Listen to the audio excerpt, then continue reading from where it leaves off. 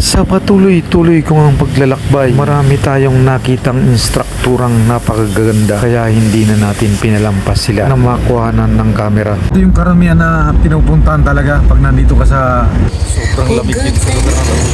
Kasalukuyan nandito tayo sa kilometer 90. Ito kung tawagin to, Little Baguio na.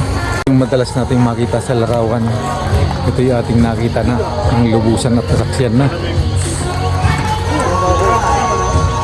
Minsan pag nandito ka at yung panahon, sobrang pag dito sa lugar na to. Sabi mo nasa Baguio ka dahil sa sobrang lamig niya. Hindi nga lang natin siya mapupuntahan gawa ng sarado.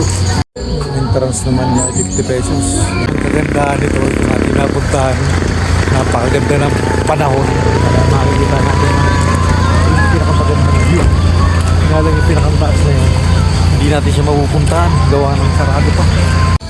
Hindi natin makita yung taas, ito lang yung baba yung makikita natin.